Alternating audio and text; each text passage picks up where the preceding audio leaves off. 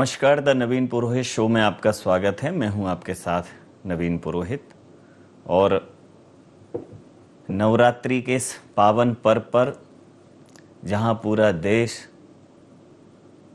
नारी सशक्तिकरण की प्रतीक हमारी आराध्य माँ दुर्गा की आराधना में रत है, वैसे भी हमारे समाज में नारी को एक विशिष्ट स्थान प्राप्त है।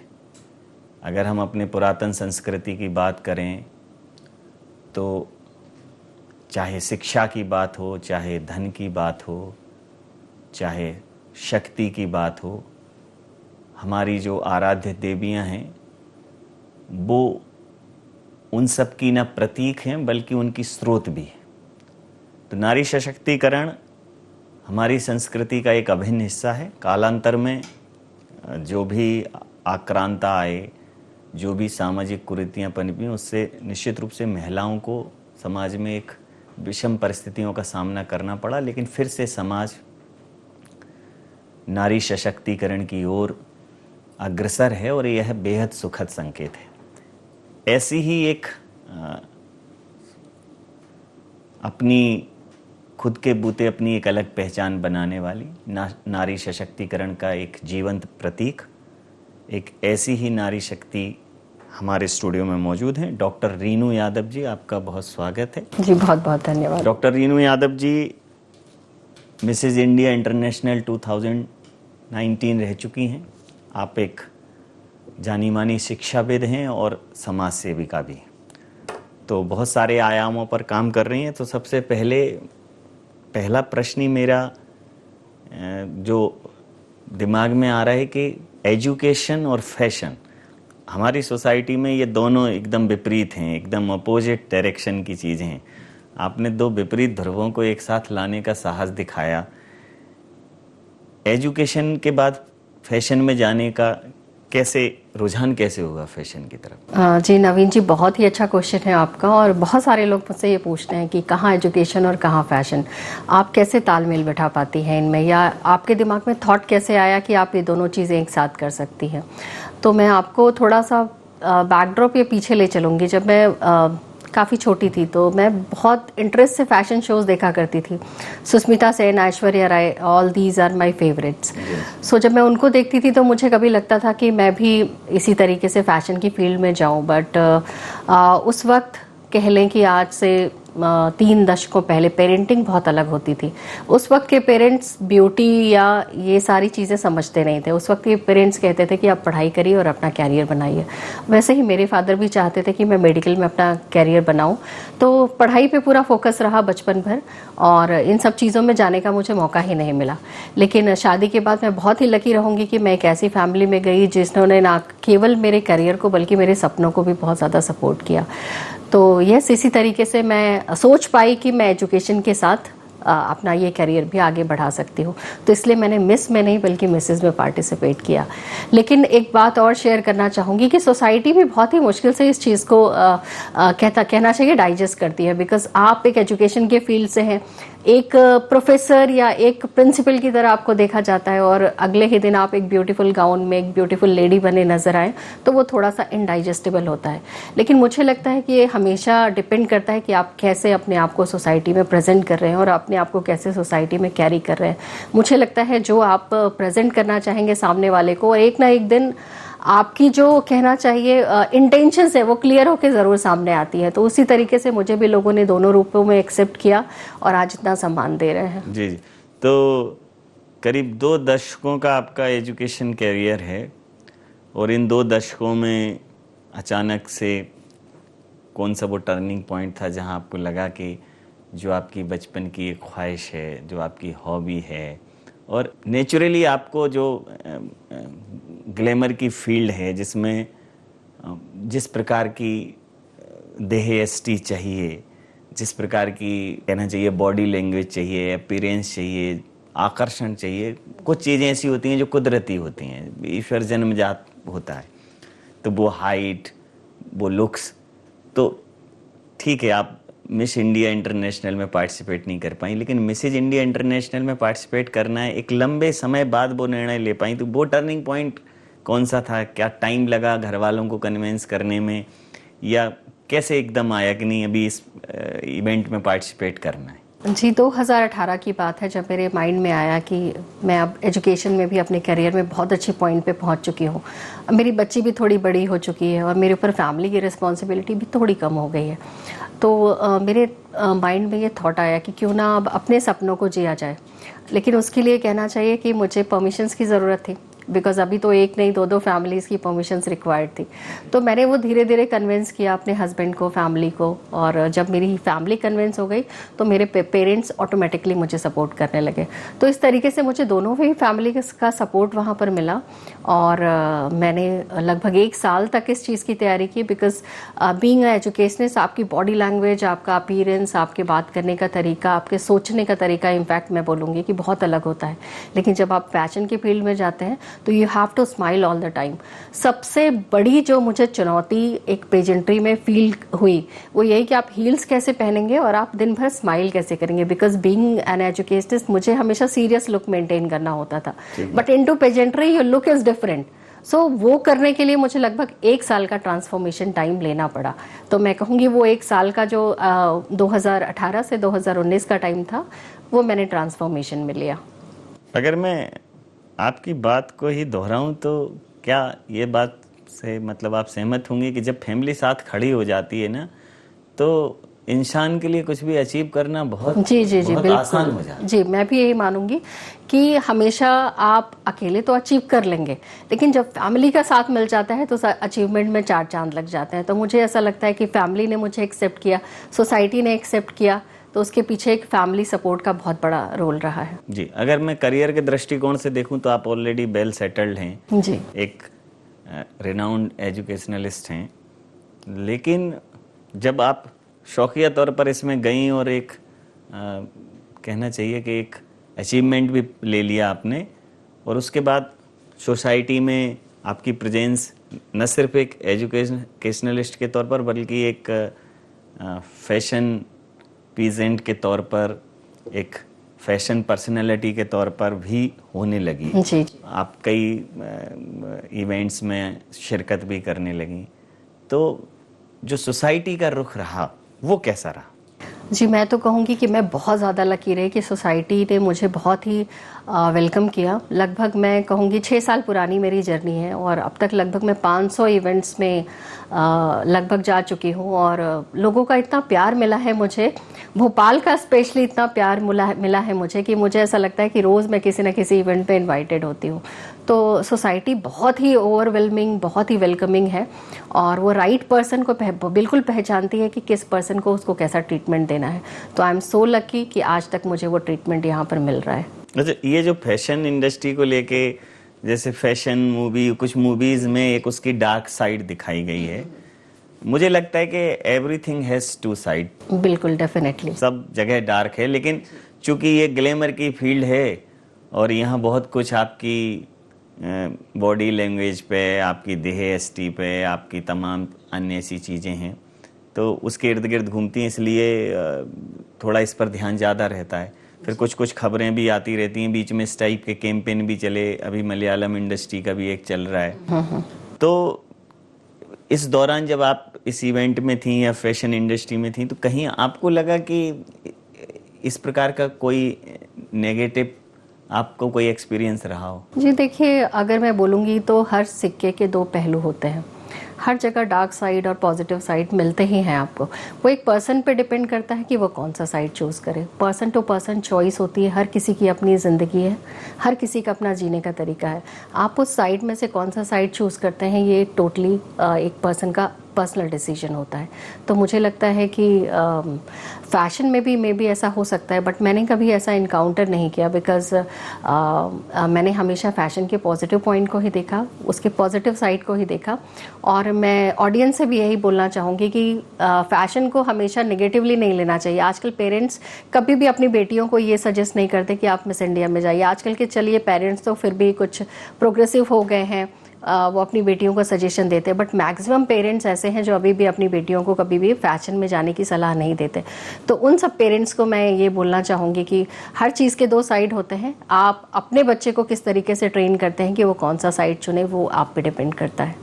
तो ये जब आपका अचीवमेंट था तो कितने पार्टिसिपेंट थे और कितने राउंड, मतलब जब मिसेज इंडिया इंटरनेशनल तो बहुत सारे पार्टिसिपेंट्स होंगे, कंपटीशन बहुत टफ रहा जी होगा। जी बिल्कुल बिल्कुल। एक साल के कंपटीशन में कई लोग तो वहाँ ऐसे भी होंगे जो एक बैकग्राउंड लेके चले आ रहे होंगे, जी जो बिल्कुल बिल्कुल। फैशन इंडस्ट्री से सालों से जुड़े हुए हैं, और एक एजुकेशनलिस्ट को मन में आया कि नहीं अपना अपना शौक पूरा करना है और ताज का दावेदार बन गया, तो वो वहाँ किस प्रकार का एक्सपीरियंस रहा वो?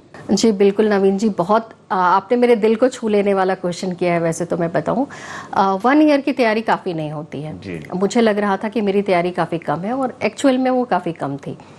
जब मैं वहाँ पहुँची फर्स्ट डे तो मैं बहुत इंथुजियाज्म के साथ अपने आप को प्रेजेंट कर रही थी, लेकिन मैंने जब वहाँ के और दूसरे पार्टिसिपेंट्स, लगभग 33 पार्टिसिपेंट्स थे अलग अलग स्टेट्स के, तो जब मैं उनसे मिली तो मुझे लगने लगा कि मेरी तैयारी बहुत कम है। और उनको देख के आप बिलीव नहीं करेंगे, सेकेंड डे मैं बिल्कुल ही डिप्रेस हो गई कि लगता नहीं कि मैं इस कॉम्पिटिशन में कुछ कर पाऊँगी, और मुझे लगता है कि बस अपना बेस्ट दे के यहाँ से चले जाना चाहिए।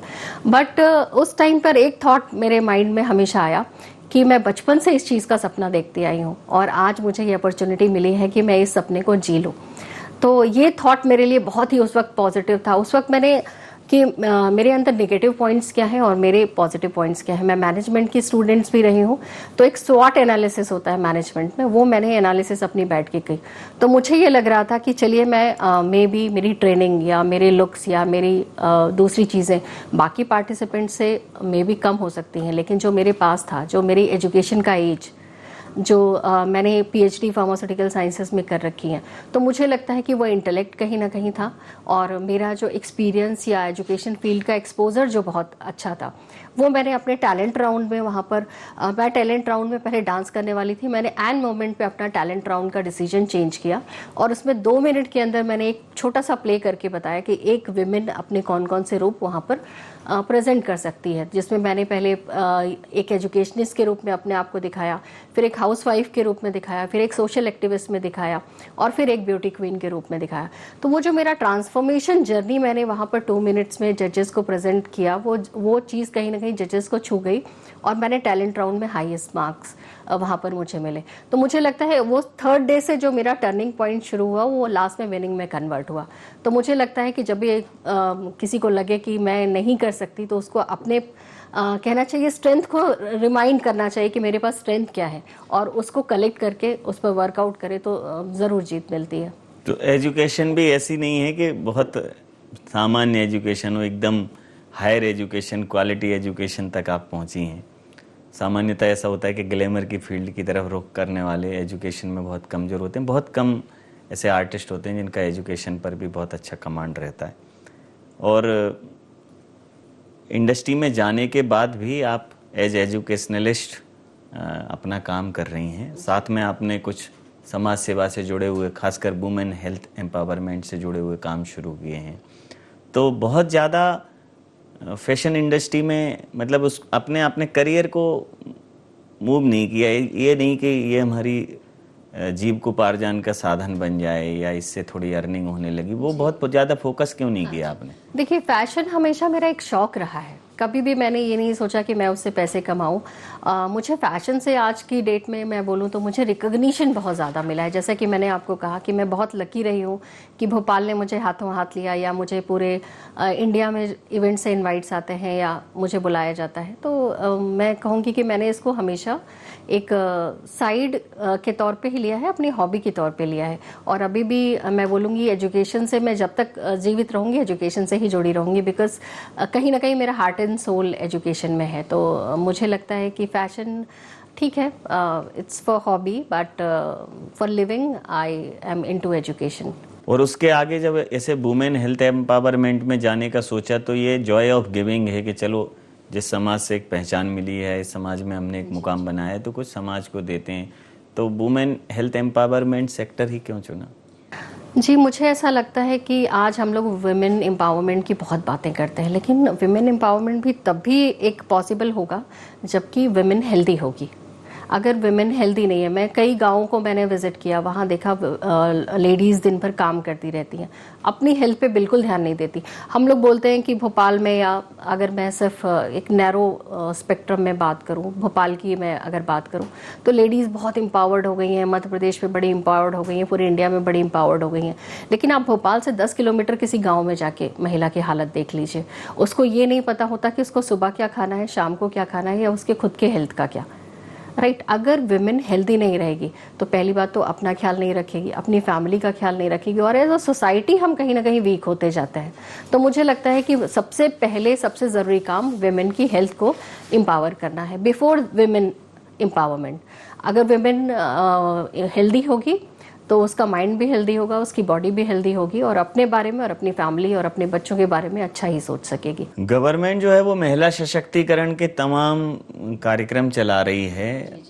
क्या उनके साथ भी आपने कोई ऐसा कोई सामाजिक सरोकार में गवर्नमेंट के साथ कुछ कोऑर्डिनेशन में कुछ किया हो? जी, गवर्नमेंट का भी काफ़ी हेल्प और सपोर्ट रहता है। जैसे कुछ प्रोग्राम्स के लिए हमें गवर्नमेंट से सहायता भी मिल जाती है, और अभी हाल में ही मैंने गवर्नर सर के साथ एक विमेन हेल्थ एम्पावरमेंट प्रोग्राम भी किया था, जो कि बहुत अप्रिशिएट किया सर ने, और आगे में भी हम आगे इस फील्ड में और भी काम करें। जी जी, मध्य प्रदेश का जो महिला बाल विकास मंत्रालय है वो लगातार, जैसे मध्य प्रदेश में बेटी बचाओ योजना, मध्य प्रदेश की कई योजनाएं हैं जो राष्ट्रीय स्तर पर सराही गई हैं। और जैसा आप कह रही हैं कि थोड़ा सा जैसे ही हम सराउंडिंग्स में जाते हैं, सबब्स में जाते हैं, थोड़ा ग्रामीण क्षेत्रों में जाते हैं, तो परिस्थिति एकदम बदली हुई नज़र आती है, एकदम ड्रास्टिक चेंज नज़र आता है। तो उसमें बहुत काम करने की ज़रूरत है।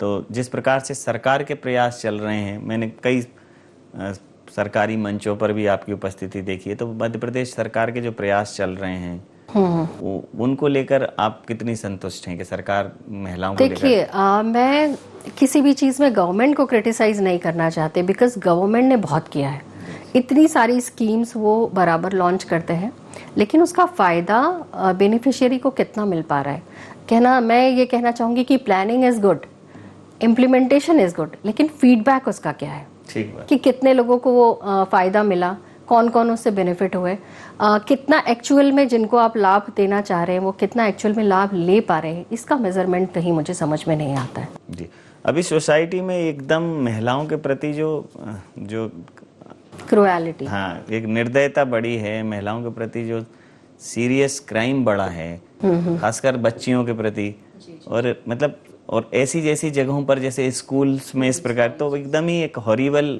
सिचुएशन है। मतलब समाज में एक भरोसा खत्म हो रहा है, और उसके पीछे कई बार लोग क्या होता है, वो ग्लैमर को और फैशन को, इसको ही दोष दे देते हैं। तो आपको क्या लगता है कि मूल समस्या कहाँ है? देखिए, मुझे लगता है ग्लैमर, फैशन, एज, रेस, कौन सी कास्ट है, कौन सी जगह पर हुआ, इसका कोई औचित्य नहीं है इस पे बात करने की। जो मैं देख पाती हूँ कि इसका क्या रीज़न होगा, जो मैं समझ पाती हूँ अपने एक्सपीरियंस से, वो मुझे लगता है कि आज की डेट में कहना चाहिए कि जो कंटेंट हम लोग देख रहे हैं वो हर किसी के मोबाइल फ़ोन पे अवेलेबल है।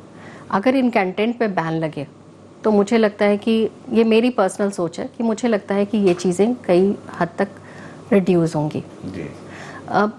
मैं सोशल मीडिया, या कहना चाहिए जो आपके मोबाइल फ़ोन पे जो कंटेंट आपको इजीली अवेलेबल हो जाता है, उसके सख्त खिलाफ हूँ। वो चीज़ इतनी इजीली अवेलेबल नहीं होना चाहिए मोबाइल फ़ोन पर, और मुझे लगता है कि कहीं ना कहीं वो एक सेंसर होना चाहिए, और वो एक बड़ा रीज़न है ऐसी घटनाओं का। बिकॉज देखिए, अगर आप फैशन और दूसरी चीज़ों को अगर दोष देना शुरू करेंगे, तो फैशन इंडस्ट्री में तो ये बहुत कम हो रहा है, जहाँ पर फैशन सबसे ज़्यादा है। स्कूल्स जो कि शिक्षा का मंदिर है, वहाँ पर ये सुनाई दे रहा है। हॉस्पिटल, अभी एक आपने घटना सुनी होगी, हॉस्पिटल जहाँ पर इलाज हो रहा है, वहाँ तो कोई फैशन नहीं हो रहा था, वहाँ तो कुछ ऐसा नहीं हो रहा था, बट स्टिल ऐसी चीज़ें हुई हैं, और वो क्यों हुई हैं उसके पीछे का रीज़न भी हम सब ने देखा है। तो मुझे लगता है इस तरीके के कंटेंट पे गवर्नमेंट को ध्यान देना चाहिए, और इसको बैन किया जाना चाहिए। दूसरा, आपको एक और चीज़ जो बहुत समय से हमारे समाज में, हमारी जो तमाम मतलब कुरीतियाँ कह लें उन्हें, तमाम सामाजिक रिवाज ऐसे हुए कि कहीं ना कहीं मैन ऑब्सेशन ज़्यादा रहा। आज भी अगर कोई व्यक्ति बहुत ज़्यादा प्रोग्रेसिव हो जाता है तो भी वो ये कहता है कि मतलब उसके मुंह से भी सहसा यही निकलता है कि हमारी बेटी तो बेटे जैसी है। स्टिल वो तुलना कर रहा है जी जी। वो बेटी को बेटी जैसी नहीं मान पाता कि नहीं बेटी बेटे जैसी है तो हम प्रोग्रेसिव हैं, अगर बेटी बेटी जैसी है ये थॉट अभी भी नहीं आया है। तो आपको नहीं लगता कि समाज में एक जागृति की ज़्यादा ज़रूरत है, एक सोशल अवेयरनेस की भी ज़रूरत है, क्योंकि प्रतिबंध अपनी जगह हैं लेकिन जिन लोगों के पास ये पहुंच रहा है वो अगर सिलेक्शन करने में, क्योंकि पहुंच तो सबके पास रहा है लेकिन कौन उससे प्रभावित हो रहा है, कौन उस कंटेंट को कचरा समझ के डिलीट कर रहा है, तो ये सबके पास ऑप्शन है। ब्लॉक करने का ऑप्शन सबके पास है।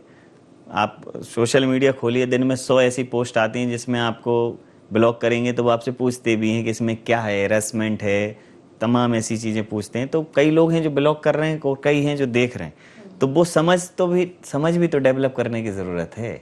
जी बिल्कुल, सोसाइटी में सोशल अवेयरनेस आना चाहिए। जैसा कि आपने कहा कि अभी भी हम लोग बेटा और बेटी को बराबर नहीं लेते हैं। मेरी एक ही बेटी है और she is the only girl child. मैं उसको कभी प्यार से बेटा बोल देती हूँ तो कहती है नहीं मम्मी मैं आपकी बेटी हूँ। तो वो मुझे ये बात हमेशा रियलाइज़ करवाती है कि नहीं मम्मी मैं बेटी हूँ।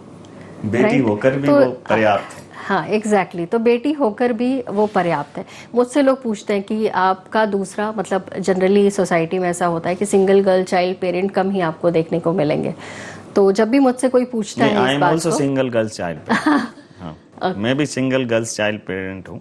बिल्कुल, बहुत खुशी हुई सुनकर।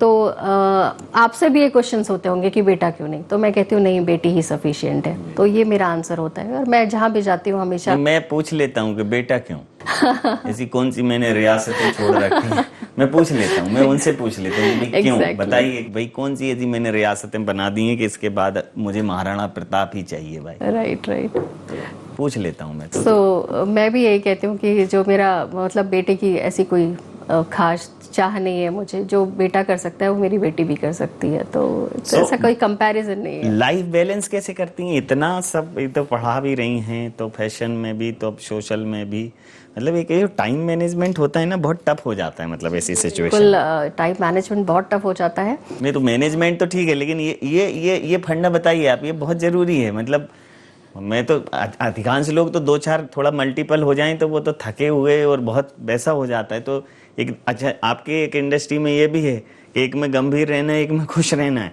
और एक में संतुष्ट रहना है, क्योंकि जब आप समाज सेवा में जा रहे हैं आपके चेहरे पर एक सौम्यता, एक तेज होना चाहिए। समाज सेवी ही अगर हैरान परेशान दिखेगा तो लोगों को कैसे इन्फ्लुएंस कर पाएगा? तो तीनों अलग अलग एक्सप्रेशन के साथ और इम्प्रेशन के साथ जाना है और सब में बहुत संभावनाएं हैं, बहुत समय दे रही हैं, फिर फैमिली भी। तो ये कैसे बैलेंस करते हैं? ये फॉर्मूला बताइए। देखिए नवीन जी, पहले तो मैं बता दूं मेरी लाइफ में मैं कभी संडे मंडे छुट्टी का दिन 2 अक्टूबर ये काउंटिंग है ही नहीं। मुझे ऐसा लगता है कि 24/7 इज़ माई वर्किंग। उससे मैंने 8 आवर्स का बैलेंस बना रखा है कि भाई 8 our is for sleep, 8 our is for family and 8 our is for work. तो जो 8 आवर इज़ फॉर फैमिली वो थोड़ा टाइम कहीं ना कहीं कट शॉर्ट हो जाता है और वो 2-4 घंटे इधर उधर चले जाते हैं। तो फैमिली, मेरी बेटी हमेशा इस बात पे मुझे करती रहती है ब्लेम कि मम्मा आप मुझे टाइम कम दे रही हो। तो कभी कभी वर्क का टाइम निकाल कर मैं उसको बैलेंस करती हूँ। बट हाँ, आप ये बात ज़रूर थोड़ी टफ हो जाती है कि कभी एजुकेशन फील्ड में, कभी फैशन फील्ड में एंड कभी सोशल फील्ड में। तो एक छोटा सा एग्जाम्पल बताती हूँ। एक दिन में 3 इवेंट और तीनों डिफरेंट, तीनों में अटायर आपको डिफरेंट रखनी है। तो I need to carry my clothes with in my car कि भाई मुझे चेंज भी करना पड़ेगा। तो ये सारा मैनेजमेंट दिमाग में होता है और वो इतने सालों की आदत है, तो अब तो आदत ही पड़ गई है। स्कूल में जब कॉलेज में जिसमें आप एज प्रिंसिपल अपनी सर्विसेज दे रही हैं, तो एक होता है कि एक फैशन इंडस्ट्री से, ग्लैमर इंडस्ट्री से जुड़ा हुआ व्यक्तित्व जब एजुकेशन फील्ड में होता है तो उसके दो पर्सपेक्टिव हो सकते हैं कि एक तो उसका नेगेटिव या एक बहुत पॉजिटिव। मतलब आपको फिर जब उस इंडस्ट्री से जब आप एजुकेशन में वापस से गई या दोनों में जब आप संतुलन बनाती हैं, तो एजुकेशन इंडस्ट्री से कहीं आपको ऐसा मिला कि यहाँ थोड़ा सा एक्सेप्शन कम हो रहा है? नहीं, मैं ये बोलूँगी कि देखिए एजुकेशन इंडस्ट्री में भी आज आपका कहना चाहिए आपके लिए प्राइमरी ज़रूरी कौन है? स्टूडेंट ज़रूरी है। स्टूडेंट्स आजकल के इतने सोशल मीडिया पे अवेयर और इतने इंटेलिजेंट हो गए हैं कि आप खुद बिलीव नहीं करेंगे कि आजकल के स्टूडेंट्स हैं। जी।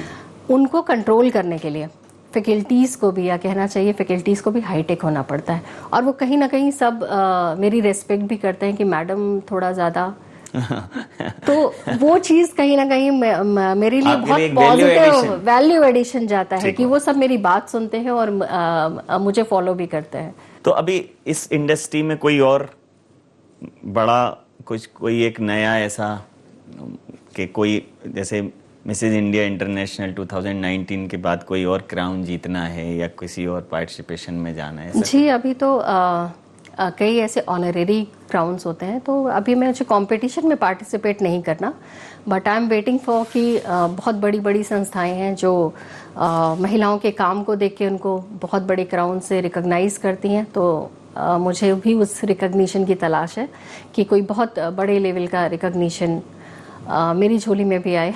जी, तो बहुत धन्यवाद, बहुत आभार और बहुत शुभकामनाएं कि बड़ा क्राउन बहुत जल्दी हम लोग आपके हाथों में देखें, आपके सर पे देखें वो ताज। और अगर मैं इतने समय में आपको डिफाइन अपने शब्दों में करूं तो ऐसी नारी शक्ति को ऐसे ही डिफाइन किया जा सकता है, ऐसे ही परिभाषित किया जा सकता है। और मेरे दर्शक भी इस बात से सहमत होंगे कि हर कटाक्ष शर्मिंदा होगा जब मंजिल पर तुम पहुंचोगी, आशाओं की राह चली हो, आसमान के घर पहुंचोगी। तुम्हें निषेध कोई कर पाए, किसी के बस की बात नहीं है। तुम कृति हो खुद प्रकृति की, शायद उनको ज्ञात नहीं है। देने वाले ने दे रखी माँ की ढेर दुआएं तुमको। अग्निपथ की हर ज्वाला में तुम कुंदन बनकर पहुँचोगी। आशाओं की राह चली हो, आसमान के घर पहुँचोगी। तो हम आपको आसमान की उस शेर पे बहुत जल्दी देखें।